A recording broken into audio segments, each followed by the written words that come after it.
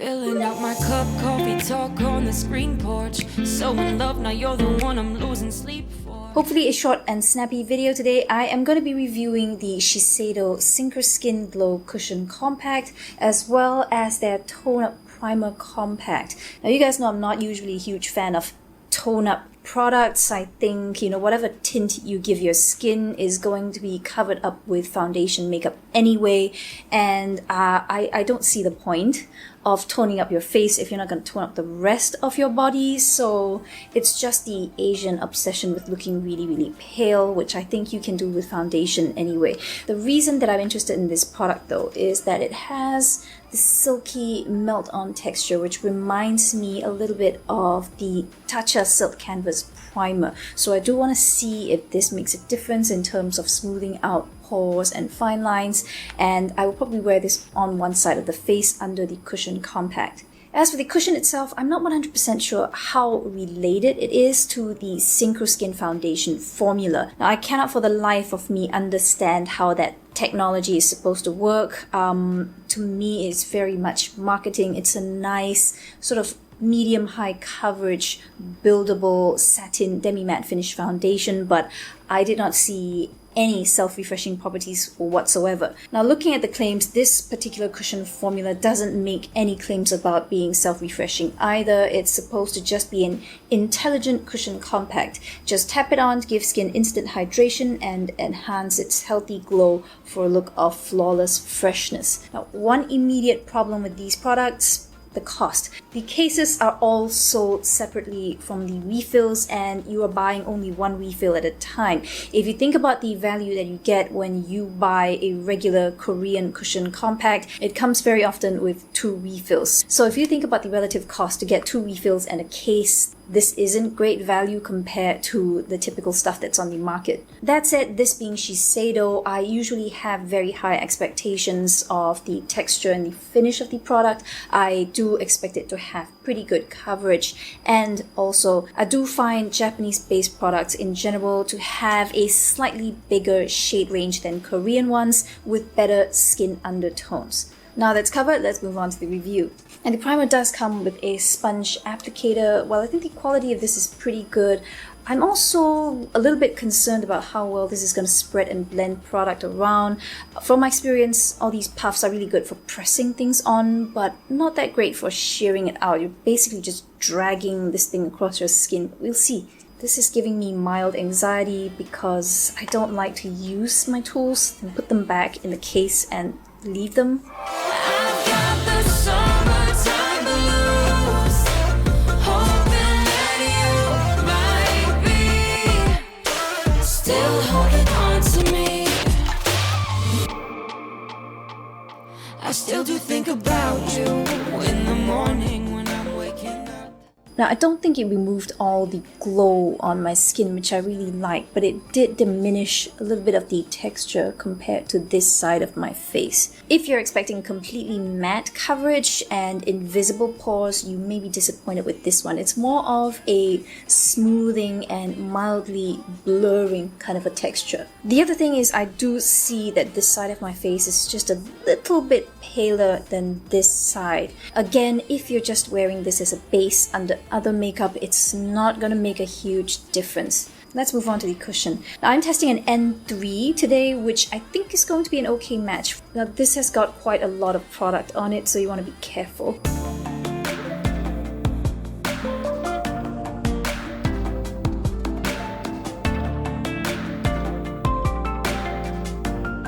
This looks beautiful on the skin. I don't think it's full coverage, but like most cushion compacts, you just kind of tap and build, and then, it more or less just kind of blots out all the discolorations. Now, obviously, I still need a little bit of concealer under my eyes, and I do, as usual, find puffs really, really tricky for getting around the nose and inner corner areas, but you can always go in with a brush if that makes things easier. And that's what I'm going to do on this side of my face. This is my HERA Foundation Brush 01.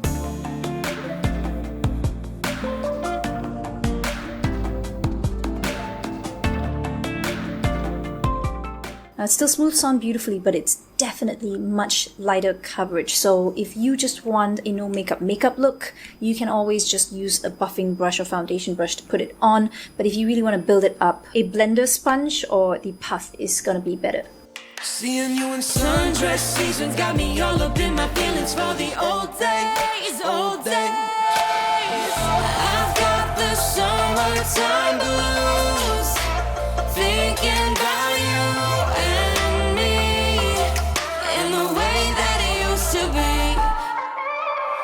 I've got the summertime blues. So my Dior concealer went on perfectly over this. I'm gonna set it with a teeny tiny bit of loose powder and then check in with you guys later during the day to let you see how it's worn and if it's going to touch up nicely on top of itself, which for me is the main purpose of a cushion foundation anyway. I'm not usually really expecting cushion foundations to last for 8, 10, 12 hours. I mean, it defeats the purpose of putting it in a compact because these are made for touch-up. So I think a lot of people have very unfair expectations of this type of product.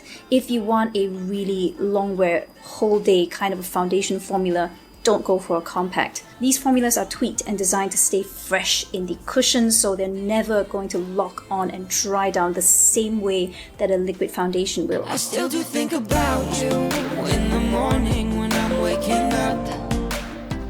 Hey guys, it is now 4:15 and I've been wearing this foundation for about 5.5 hours now, so I'm gonna zoom you in. Hopefully this is pretty clear and you can see the texture. So far it's holding up okay. I do see a teeny tiny bit of settling around the lines under my eyes because this is a pretty moist product. On the rest of the face, it is still sitting pretty nicely. You can still see that gorgeous glow. I'm just not sure that this would be great if you have very oily skin because it obviously is not controlling too much of the oils around my nose, and well, it still feels relatively moist. It doesn't have that feeling of being completely set. Around my nostrils, it's starting to gather around the folds a little bit. Of course, this isn't really a matte or longwear foundation. It just promises a good coverage and a hydrated glow, which I think it's delivering on.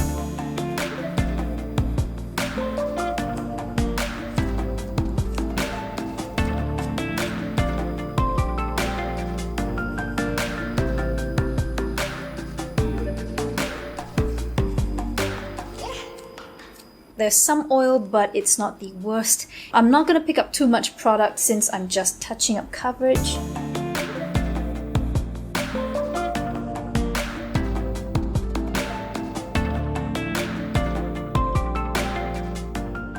Now again, this is built up really nicely. It's very seamless, despite the fact that I actually set the previous layer of foundation with a bit of powder in the morning. Now, considering how well this is layered on itself on top of powder, I actually feel if you have slightly oilier skin or combination skin, you can actually dust a little bit of translucent powder in your oilier zones before you press this foundation on. That will naturally make those areas a little bit more matte, and it probably lock down the foundation a bit better in those areas as well.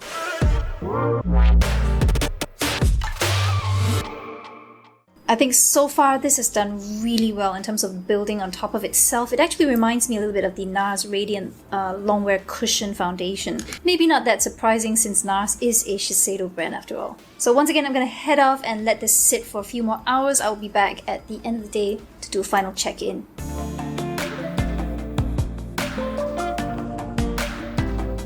Alright guys, it is now 7:40 p.m. I have been wearing this foundation for close to 9 hours now. I'm going to zoom you in. Now around the kind of normal dry areas of my face, I think this is sitting really nicely. The texture is extremely fine. You don't really see makeup on the skin for how much coverage it has. Around the nostrils and the nasolabial area, it is definitely gathering around my pores and fine lines again. So it definitely will not sit perfectly if you have a lot of expressions, if you happen to be living in a very humid environment, or if you have slightly oilier skin. So even though the brand claims that this is a formulation for all skin types, as usual, nothing is perfectly suited to all skins. I would say this is definitely better for normal to slightly drier skins. This was not an especially warm day. I was not out and about too much. I did have a few meetings, a few calls, so I was talking, I was smiling and laughing, and let's just say I don't love how it's sitting around my expression lines. This is a decent foundation. It went on beautifully, built beautifully, it set so gorgeously on the skin when it was fresh. However, like most cushions, this doesn't really stand the test of time. If you don't mind that, then this would be a great cushion for you. I do actually find this on par with a lot of the premium Salwasu cushions. I like the shade match much more than most of my Korean cushions. I wouldn't say this has more coverage than some of the HERA cushions, but I do like how refined the texture is when it goes on. It definitely has a very, very seamless, airbrushed look when it goes onto the skin, without removing the glow or emphasizing pores and texture. Conclusion is, I would use this again because of how beautiful it looked when it went on, but I do have semi-dry skin and I wasn't out and about sweating too much today, so I really have my doubts about how well it's gonna stay beautiful looking if you are oilier or you're sweating quite a bit. As for the tone-up primer, I don't know, do you guys even see a difference on either side of my face? Because I don't think I do. Like, if I were to look really, really close up, the pores on the inner cheeks on this side of my face with the primer are a little bit less pronounced than on this side, which does not have the primer on. But I'm not sure that the visual difference is enough to justify going and paying $68 for this. I mean, it felt beautiful going on, but I don't see any major difference in the wear time or the performance of the cushion foundation on this side of my face. So, in conclusion, this one for the price tag would be a pass for me. It's not that it's bad, it's just not stellar to the point where the price is justified. And for this one, I would recommend if you have mostly normalish, slightly combination skin, or if you don't mind touching up quite a few times throughout the day. Otherwise, I mean, if you are expecting your base to really just stay pretty much intact for most of your workday, you probably wouldn't like this. In any case, I hope you guys found this helpful as always. If you've tried either of these before, please let me know what you think. Otherwise, I will see you in the next video. Bye!